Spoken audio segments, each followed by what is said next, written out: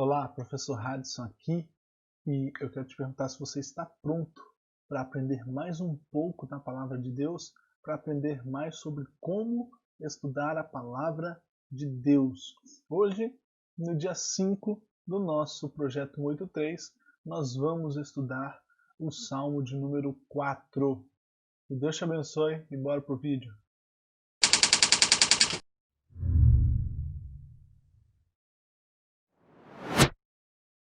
Antes de começar esse vídeo, eu quero agradecer a cada um dos irmãos que tem acompanhado essa série, que tem sido aí canais de bênção para que outras pessoas possam acompanhar. Eu quero reforçar esse pedido, que você compartilhe esse vídeo, que você salve esse vídeo, que você envie para algum amigo, para alguma amiga, para que outras pessoas sejam transformadas, para que outras pessoas possam aprender mais das Escrituras.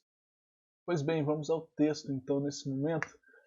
E eu quero ler o Salmo de número 4 na versão NVI. E diz assim o texto da palavra de Deus. Responde-me quando clamo, ó Deus que me faz justiça. Dá-me alívio da minha angústia. Tem misericórdia de mim e ouve a minha oração. Até quando vocês, ó poderosos, ultrajarão a minha honra? Até quando estarão amando ilusões e buscando mentiras? Pausa. Saibam que o Senhor escolheu o piedoso.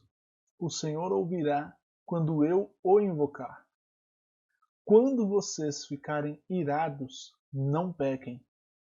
Ao deitar-se, reflitam nisso e aquietem-se. Pausa. Ofereçam sacrifícios como Deus exige e confiem no Senhor.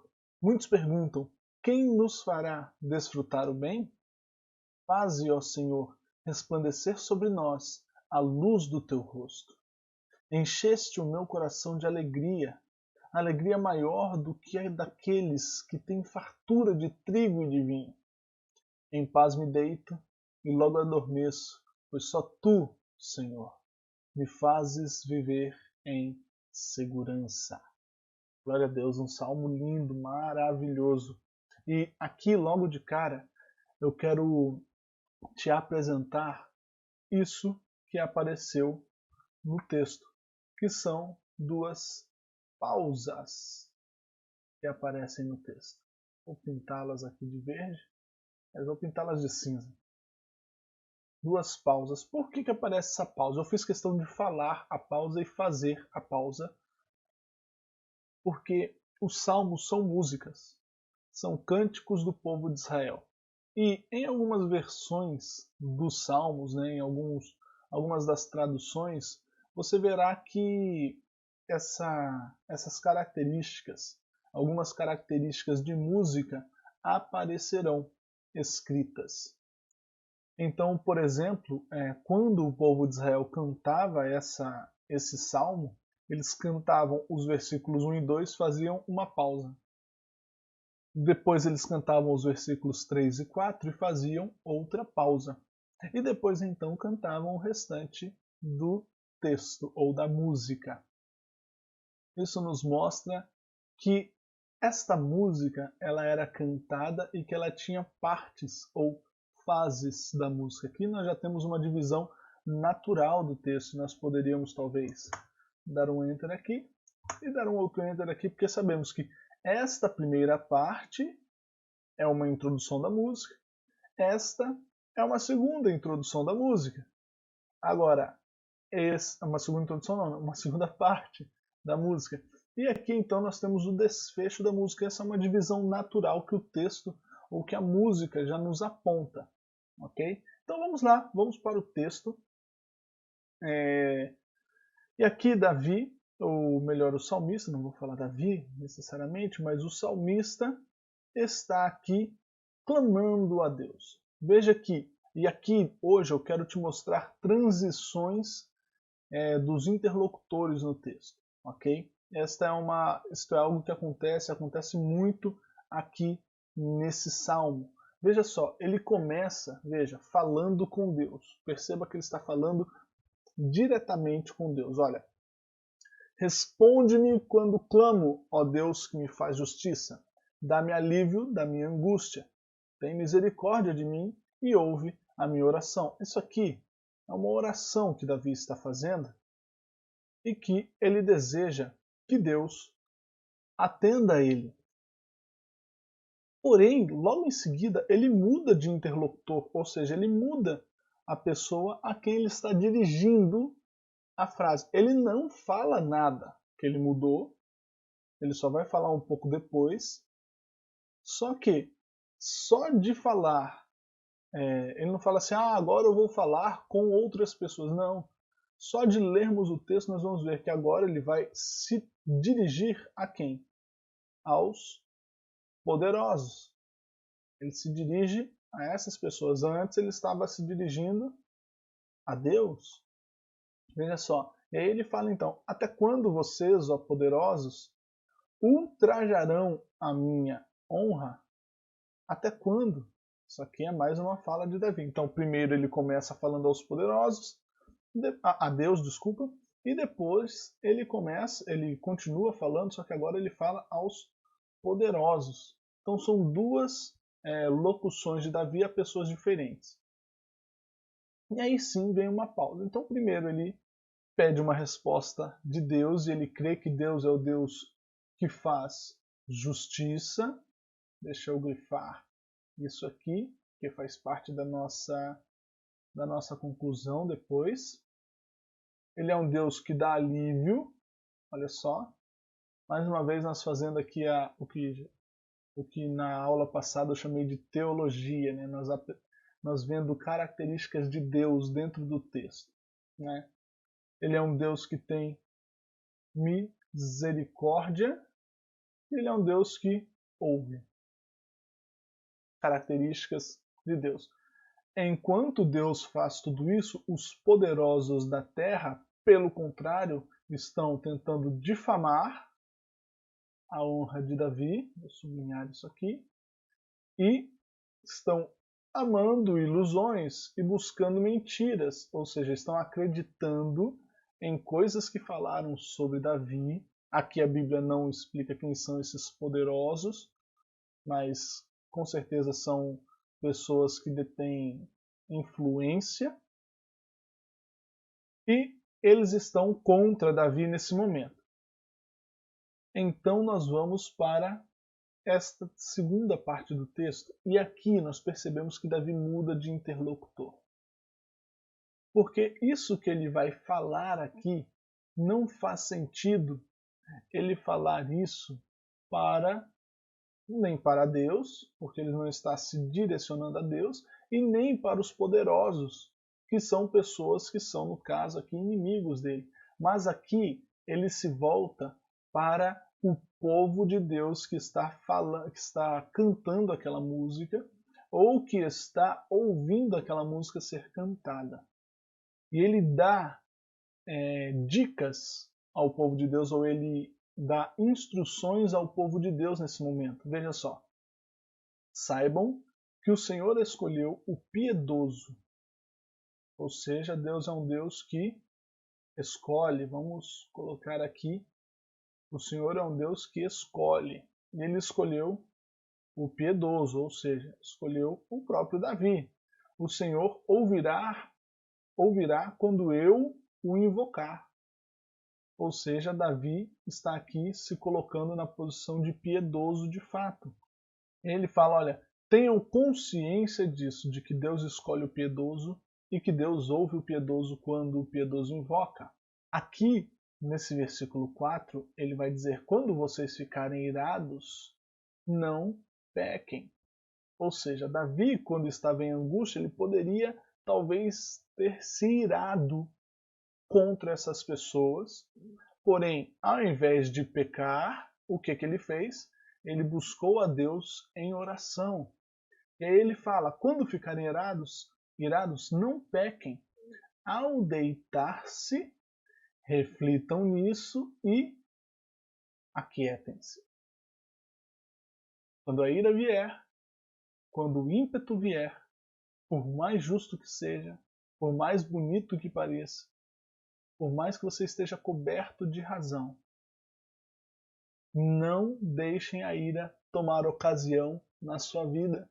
Antes, espere até o momento de deitar-se para tomar uma decisão. Não tome decisões impetuosas, é isso que Davi está falando. Mas, no momento em que for deitar, reflita nisso e aquiete-se. Olha que conselho de Davi. E então, ele passa a dar mais conselhos, ou ele fala sobre como adorar a Deus. E ele vai dizer: ofereçam sacrifícios como Deus exige, sirva a Deus, é isso que ele está falando aqui. E também confiem no Senhor. Por que ele fala confiem no Senhor logo depois? Porque tem muitas pessoas que vão perguntar, muitas pessoas no meio do povo de Deus, vou colocar aqui no amarelo, muitas pessoas no meio do povo de Deus que vai ficar se perguntando quem é que vai nos ajudar, quem é que nos fará desfrutar o bem, que fica indagando coisas que não fazem o menor sentido. E aí agora, veja só, Davi, mais uma vez, no meio do versículo, veja que é no meio do versículo, ele muda de interlocutor, ele volta a orar a Deus. Olha que interessante. No meio do versículo, Davi volta a orar a Deus. E aqui ele termina com os outros dois versículos orando a Deus. Então veja que ele mudou de interlocutor. Do primeiro versículo para o segundo, do segundo para o terceiro, e então ele segue. E aí, do sexto, aqui no meio do sexto, ele muda de interlocutor novamente. Ele muda aqui 3 vezes as pessoas para quem ele está se dirigindo. Primeiro ele se dirige a Deus, depois aos poderosos, depois ele se dirige ao povo de Deus 4 vezes, né? E agora sim ele se dirige a Deus novamente. Veja que é importante você saber isso, porque se você pega desde o começo lá do texto e acha que ele está falando com Deus, como é no versículo 1, não vai fazer o menor sentido nada do texto. Ah, mas ele começa lá no versículo 1 falando com Deus, e aqui no final ele também está falando com Deus. Então quer dizer que tudo ele está falando com Deus? Não. Então a gente deve perceber com quem o autor está falando, para que a gente possa entender cada fase do texto. E nos Salmos vai acontecer bastante disso, a gente vai ver nos outros textos. Então ele fala: faze, ó Senhor, resplandecer sobre nós a luz do teu rosto. Ó Senhor. Alguns se perguntam, né? Quem nos fará desfrutar o bem?